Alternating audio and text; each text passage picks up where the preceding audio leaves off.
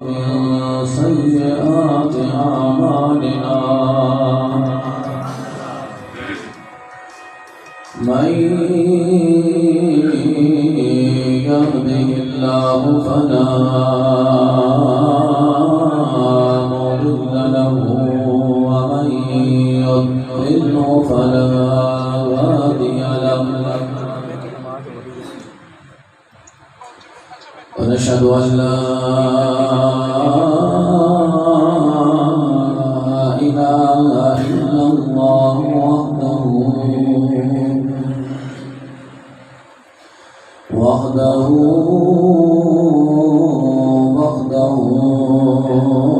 لا شريك له ونشهد أن سيدنا وسندنا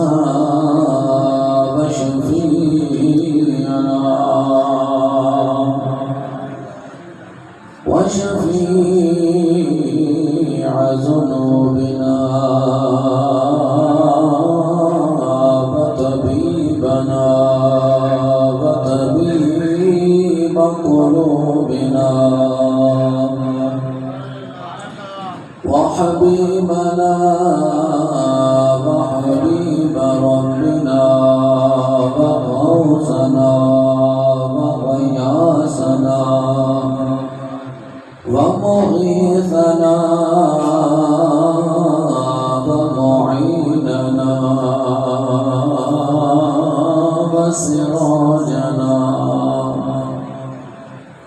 وسراجنا ومنيرنا ورؤوفنا ورحيمنا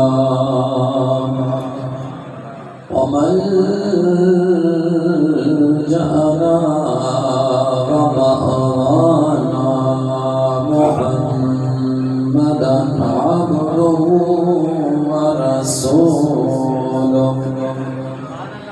أما بعد فأعوذ بالله من الشيطان الرجيم بسم الله الرحمن الرحيم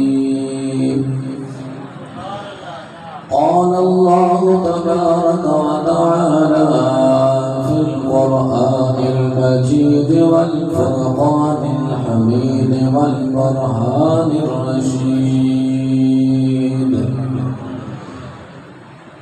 قل هل يستوي الذين يعلمون والذين لا يعلمون آمنت بالله صدق الله مولانا العظيم إن الله وملائكته يصلون على النبي يا أيها الذين آمنوا صلوا عليه وسلموا تسليما اللهم صل على سيدنا مولانا محمد بعد الحمد والسلام نہایت عزتوں کے لائق معزز سامعین عزت شان میرے بزرگوں بھائیوں دوستوں اللہ تعالیٰ کی لارین اور جو ہے کتاب قرآن کریم فرقان حمید میں سے جو کلمات تلاوت کرنے کا شرف حاصل کیا اللہ وحدہ لا شریک کی بارگاہ میں دعا ہے کہ رب کائنات آپ بیان کرنے کی توفیق عطا فرمائے اور سنا کر عمل پھیلانے کی توفیق رفیق عطا فرمائے۔ اللہ تعالیٰ نے قرآن کریم کے اندر ارشاد فرمایا اے میرے محبوب صلی اللہ علیہ وآلہ وسلم آپ ارشاد فرما دیجئے حل یستوی الذین یعلمون والذین لا یعلمون کیا وہ لوگ برابر ہو سکتے ہیں جو جانتے ہیں یعنی علم رکھتے ہیں اور وہ جو نہیں رکھتے۔ اور دوسرے مقام پہ اللہ تعالیٰ نے ارشاد فرمایا یرفع اللہ الذین آمنوا والذین اوتوا العلم درجات کہ اللہ تعالیٰ تمہارے ایمان والوں اور ان کے جو کہ جن کو علم دیا گیا ان کے درجے بلند فرمائے گا، یعنی ایمان والوں کے درجے اور علم والوں کے درجوں کو اللہ کا فرمائے گا، بلند فرمائے گا۔ علم وہ عظیم دولت ہے، اللہ تعالیٰ نے اپنے محبوب صلی اللہ تعالیٰ علیہ وآلہ وسلم کو جو ہے وہ سراپا معجزہ بنا کر بھیجا۔ ہر فضیلت اللہ تعالیٰ نے اپنے محبوب صلی اللہ تعالیٰ علیہ وآلہ وسلم کو عطا فرمائی، لیکن رب ذوالجلال نے قرآن کے اندر ارشاد فرمایا قل رب زدنی علما، اے میرے محبوب صلی اللہ علیہ وآلہ وسلم آپ فرمائیں رب کی بارگاہ میں جب دعا کریں تو یوں کہا کریں، یوں جو ہے وہ التجا کیا کریں، اے میرے رب میرے علم میں اضافہ فرما۔ حضرت آدم علیہ السلام کو اللہ نے مسجد ملائکہ ٹھہرایا تو اللہ تعالیٰ نے اس جو علم اللہ تعالیٰ نے آدم علیہ السلام کو عطا فرمایا، ہر چیز کا علم سکھایا جو کہ فرشتے نہیں جانتے تھے، لیکن اس علم کی وجہ سے اللہ تعالیٰ نے حضرت آدم علیہ السلام کو ان پر کیا عطا فرمائی؟ فضیلت عطا فرمائی۔ اور میرے کریم آقا علیہ السلام نے ارشاد فرمایا افضل العبادت طلب العلم، کہ سب سے افضل عبادت جو ہے وہ علم کا حاصل کرنا ہے۔ سب سے افضل جو ہے وہ عبادت کیا ہے؟ علم کا حاصل کرنا ہے۔ یعنی جو شخص اپنے گھر سے نکلتا ہے علم حاصل کرنے کے لیے تو فرمایا یہ عبادت ہے اور یہ افضل عبادت ہے۔ اور میرے کریم آقا علیہ السلام نے ارشاد فرمایا افضل الصدقۃ ان یتعلم المرء والمسلم علما لم يعلمه اخاه المسلم، فرمایا تمام صدقوں میں سے افضل صدقہ یہ ہے کہ مسلمان شخص علم دین سیکھے اور پھر وہ علم اپنے بھائیوں کو سکھائے۔ یہ افضل صدقہ ہے کہ انسان علم دین سیکھے اور پھر اسے کیا کرے؟ اپنے بھائیوں کو سکھائے۔ عبادات بھی افضل ہیں، اعلیٰ ہیں، لیکن افضل عبادت سرکار کا فرمان ہے کیا ہے؟ علم کا حاصل کرنا۔ اور صدقے بھی جو ہے وہ بڑی عظمتوں والے ہیں، لیکن سب سے بڑا صدقہ جو ہے افضل صدقہ میرے حضور نے علم دین کے سیکھنے کو ارشاد فرمایا اور سیکھے اور سکھائے، فرمایا یہ افضل صدقہ ہے۔ یہ کیا ہے؟ افضل صدقہ ہے۔ اور پھر میرے کریم آقا علیہ السلام کا فرمان عالی شان ہے کہ من طلب العلم تکفل اللہ لہ برزقہ، جو شخص علم دین حاصل کرے اللہ دونوں جہانوں میں اس کے ظاہری اور باطنی رزق کا ذمہ دار ہوتا ہے۔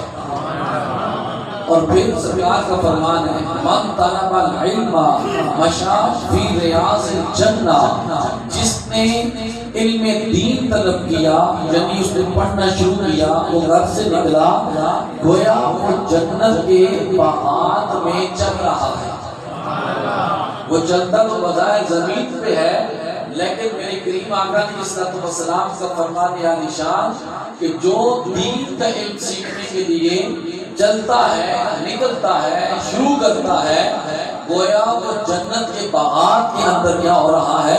چل رہا ہوتا ہے۔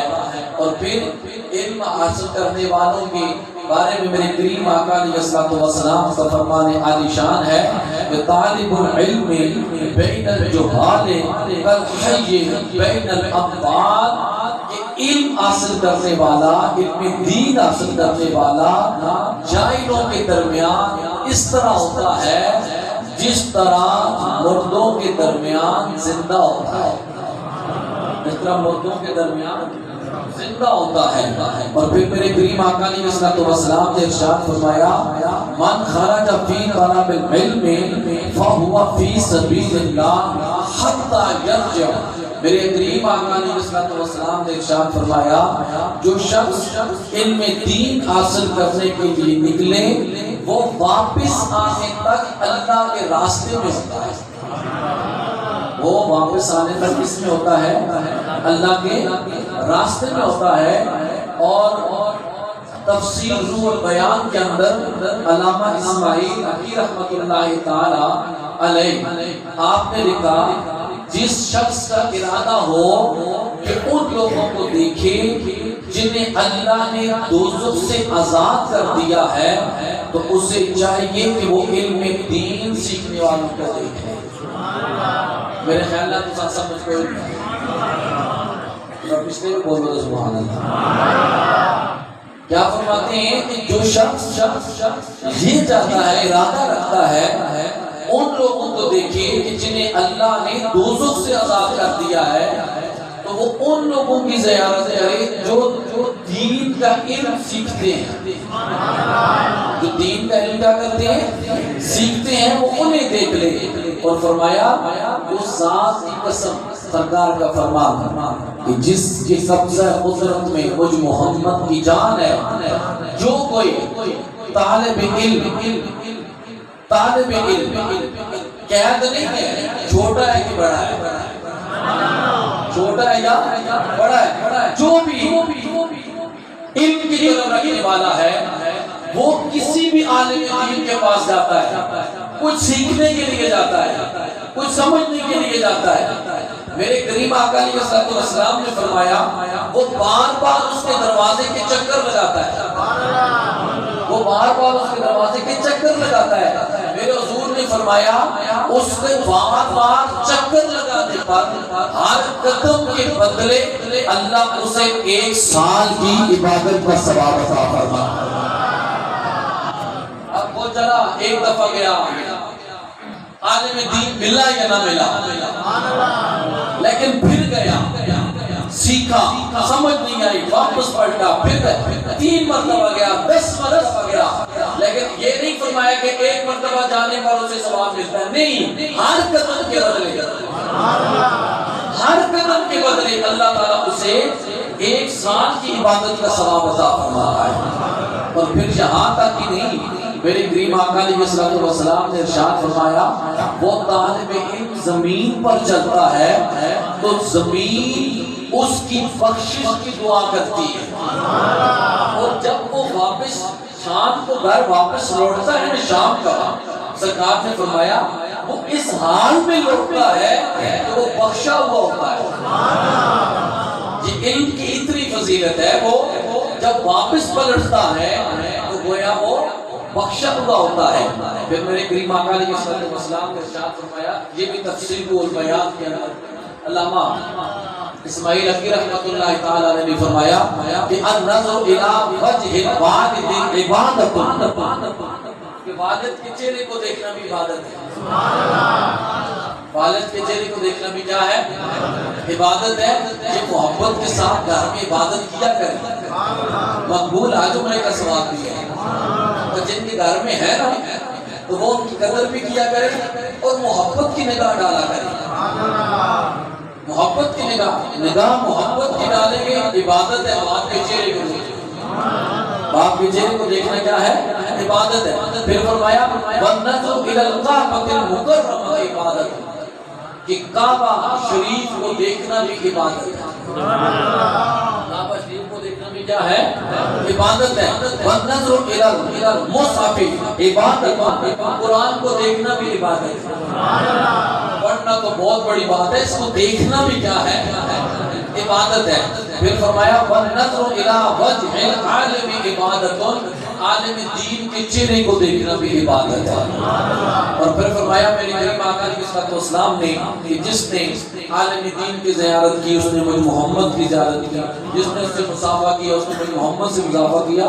اور جو اگلی حدیث مبارکہ وَمَنْ جَالَسَ عَالِمًا فَكَأَنَّمَا جَالَسَنِي وَمَنْ جَالَسَنِي فِي الدُّنْيَا اجلسہ اللہ محیہ یوم القیامہ، جو کسی عالم دین کے پاس بیٹھا وہ میرے محمد کے پاس بیٹھا، اور یہی نہیں فرمایا جو دنیا میں میرے پاس بیٹھا قیامت والے دن اللہ اسے میرے ساتھ رکھے گا، یعنی قیامت والے دن بھی اللہ تعالیٰ اسے قرب مصطفیٰ نصیب فرمائے گا۔ اور پھر یہاں تک کی بات نہیں، میرے قریب آقا علیہ الصلوۃ والسلام نے فرمایا نشان فرمایا جلوس ساعۃ عند العالم احب الى اللہ تعالی من عبادہ الف سنۃ، کہ آپ علیہ الصلوۃ والسلام نے فرمایا جو شخص کسی عالم دین کے پاس بیٹھتا ہے اسے اللہ تبارک و تعالی ایک گھڑی بیٹھنے پر 1000 سال کی عبادت سے زیادہ ثواب عطا فرماتا ہے، اور اللہ تعالیٰ کو اس کی 1000 سال عبادت سے زیادہ اس کا محبوب ہوتا ہے اس کے پاس بیٹھتا ہے۔ یہ علم کی جو ہے وہ اللہ تعالیٰ نے فضیلت رکھی ہے۔ اور پھر قیامت کا دن ہوگا وہ صراط کے اوپر اذا اجتمع العالم والعابد علی الصراط، عالم دین بھی ہوگا وہ صراط کے اوپر، اور عبادت گزار بھی ہوگا وہ صراط کے اوپر۔ قیل للعابد، عابد سے کہا جائے گا ادخل الجنہ وتنعم لعبادتک، رب فرمائے گا اے عابد، اے میری عبادت کرنے والے، جنت میں داخل ہو جا، جنت میں کیا ہو جا، داخل ہو جا۔ تو دنیا میں میرے لیے اپنے جسم کو بستر سے تو نے لگ رکھا، میری عبادت کرتا رہا، تو لہذا جا جنت کی جو نعمتیں ہیں ان کے مزے لے، جنت میں داخل ہو جا۔ اب پھر کیا ہوگا، وکیل العالم، پھر عالم سے کہا جائے گا، اور رب فرمائے گا ہناما شفیع لمن احببت فإنك لا تشفع لأحد إلا شفيعك مقام الانبیاء، الجامع الصغیر کے حدیث مبارکہ۔ عالم سے کہا جائے گا ٹھہر جا، عابد سے کیا کہا جائے گا، گزر جا، جا جنت میں۔ عالم سے کہا جائے گا ٹھہر جا، وہ ٹھہر جائے گا۔ اب اسے کہا جائے گا اے عالم، جس سے تجھے محبت تھی اس کی شفاعت، تیری شفاعت اس کے ہاتھ میں قبول کی جائے گی، تیری شفاعت اس کے ہاتھ میں قبول کی جائے گی، اور پھر وہ اس شخص کی کیا کرے گا، شفاعت کرے گا، اور فرمایا پھر اس کو اس مقام پہ ٹھہرایا جائے گا جو مقام انبیاء اور رسل۔ اور پھر کریم آقا علیہ الصلوۃ والسلام نے ارشاد فرمایا عابد تو جنت میں جائے گا، لیکن سرکار نے فرمایا جو مومن عالم ہوگا اس کو مومن عابد سے 7 درجے فضیلت جو ہے وہ زیادہ حاصل ہے۔ اور پھر میرے کریم آقا علیہ الصلوۃ والسلام نے ارشاد فرمایا من وقر عالما فقد وقر ربہ، جس نے کسی عالم دین کی توقیر کی اس نے اپنے رب کی توقیر کی۔ علم حاصل کرنے والوں کی، علم والوں کی جس نے توقیر کی اس نے کس کی کی، اپنے رب کی۔ اور میرے کریم آقا علیہ الصلوۃ والسلام نے ارشاد فرمایا یستغفر للعالم ما فی السماوات والارض، جو کچھ زمین و آسمان میں ہے یہ علم حاصل کرنے والوں کے لیے بخشش کی دعا مانگتی رہتی ہے، یعنی جو کچھ اس کے اندر ہے زمینوں میں آسمانوں میں، وہ ان کے لیے کیا کرتی ہے، مغفرت اور بخشش کی کیا کرتی ہے، دعا کرتی رہتی ہے۔ اور پھر قیامت والے دن میرے کریم آقا علیہ الصلوۃ والسلام نے ارشاد فرمایا کہ علماء کی جو لکھتے ہیں، جو تحریر کرتے ہیں، جو اس کی سیاہی ہے، وہ ان سے شہداء کے خون کے بدلے میں تولا جائے گا، اسے شہداء کے خون کے بدلے میں کیا کیا جائے گا، تولا جائے گا۔ اور پھر میرے کریم آقا علیہ الصلوۃ والسلام نے ارشاد فرمایا زمان علی امتی یفرون من العلماء والفقہاء، میرے کریم آقا علیہ السلام نے فرمایا ایک زمانہ ایسا ہے، ایک زمانہ ایسا ہے لوگ بھاگیں گے فقہاء سے، علماء سے، کیوں پابندی لگاتی ہے، بھاگیں گے لوگ۔ اور ہوتا ہے ایسا، ایک مسئلہ بتانے کے لیے بندہ مقتدیوں کی طرف کر لینا تو آدھے اس کو بھاگنا شروع ہو جاتی ہے۔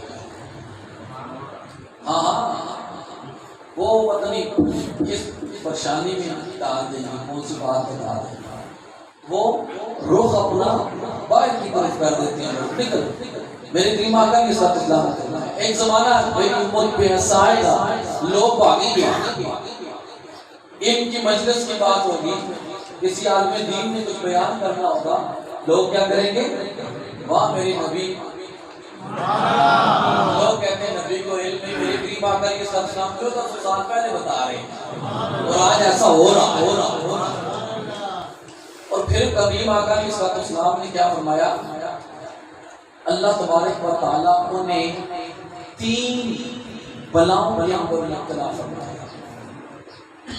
ان کے اندر کتنی؟ 3 بلاؤں کے اندر مبتلا فرمایا۔ نمبر 1، یرفع البرکہ من کسبہم، اللہ ان کی روزی سے برکت کو اٹھا لے گا،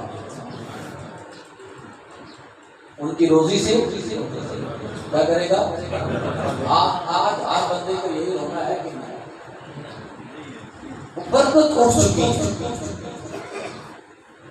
اور دوسری، میرے کریم آقا علیہ السلام نے فرمایا یسلط اللہ علیہم سلطانا ظالما، اللہ ان کے اوپر ظالم حکمران مسلط فرمائے۔ ایسا ہے کہ نہیں؟ اور تیسری، اللہ بچائے، یخرجون من الدنیا بغیر ایمان، کہ وہ دنیا سے جائیں گے اور بغیر ایمان کی جائیں گے، دنیا سے جائیں گے بغیر ایمان کی۔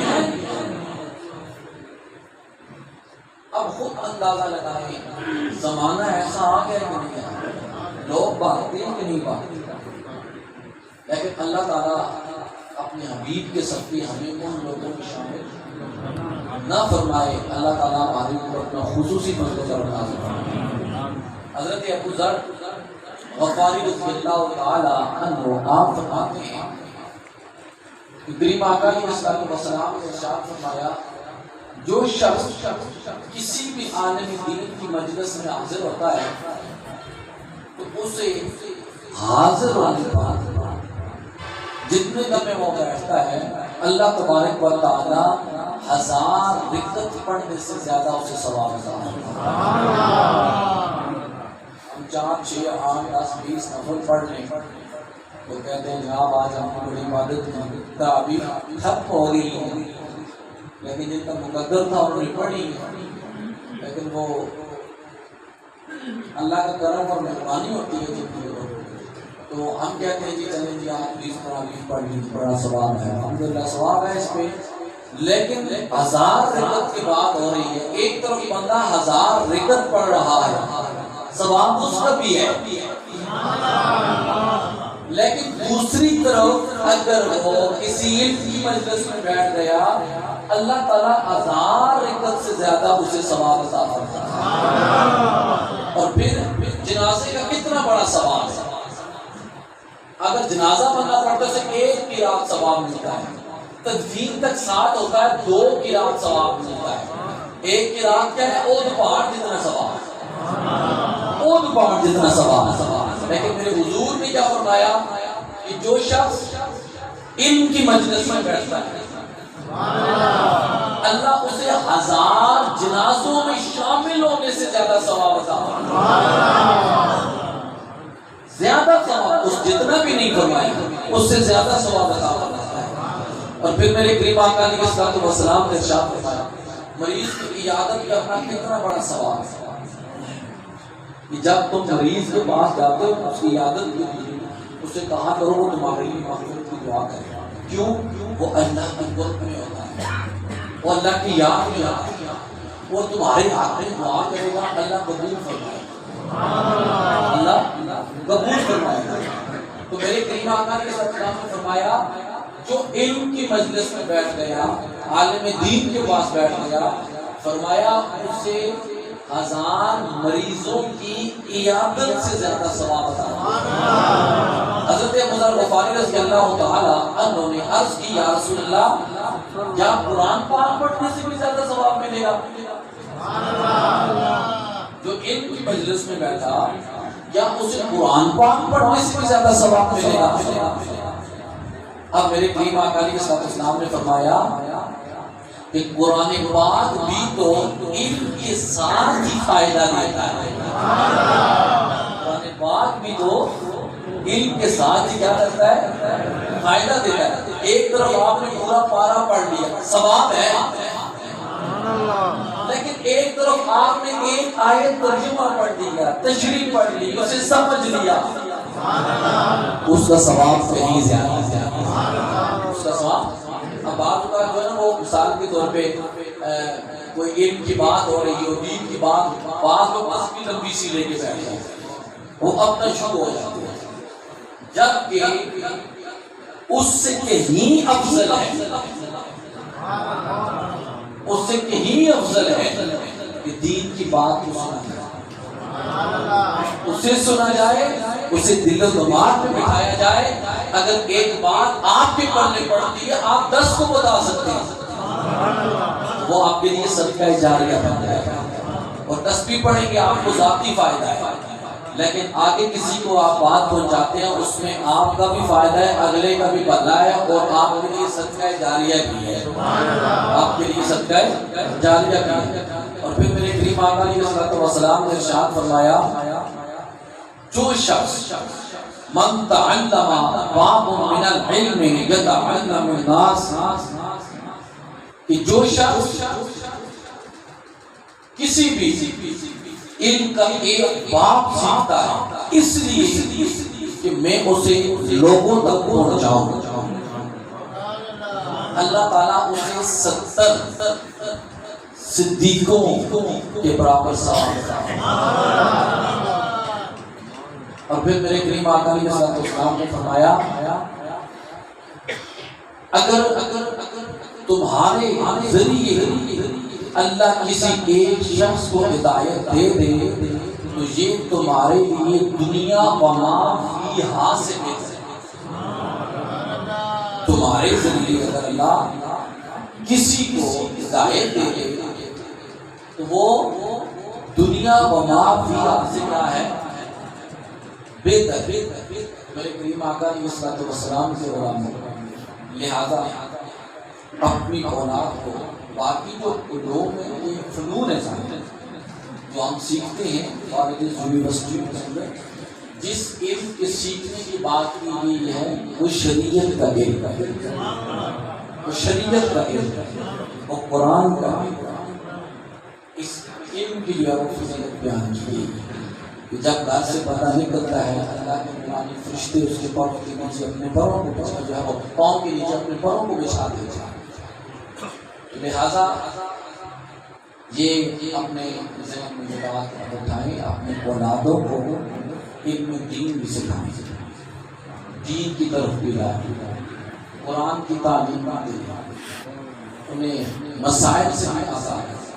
آج کل یقین جانیں کہ وضو کے فرائض پوچھا جائے، لوگوں کو وضو کے فرائض کے بارے میں، غسل کے بارے میں پوچھا جائے، لوگ غسل کر جاتے ہیں، فرائض کے بارے میں پڑھا جائے، نماز کے حوالے سے پوچھا جائے، جو بنیادی چیزیں یہ ہم سیکھنے کے لیے بھی تیار نہیں آتے، سمجھنے کے لیے بھی تیار نہیں آتے، دل و دماغ میں بٹھانے کے لیے تیار نہیں آتا۔ سنا ایک کام سے سنا دوسرے سے نکال، توجہ نہیں دیتے ان چیزوں پہ جو ہماری اوپر فرض ہے، جو لازم ہے ہماری اوپر۔ تو لہذا دین کی جہاں کہیں مجلس ہو آپ کو بتایا جائے تو وہاں ضرور وقت دیں کہ تمہاری دنیا کے لیے بہتر ہے، آخرت کے لیے بہتر ہے، اور اتنا اللہ نے اس کے اندر اجر رکھا ہوا ہے۔ اللہ تعالیٰ اپنے پیارے محبوب صلی اللہ تعالیٰ علیہ وسلم کے صدقہ سے ہمیں دین کی سمجھ عطا فرمائے اور اس پر عمل پیرا ہونے کی توفیق نصیب عطا فرمائے، مجھے ہمارے ساتھ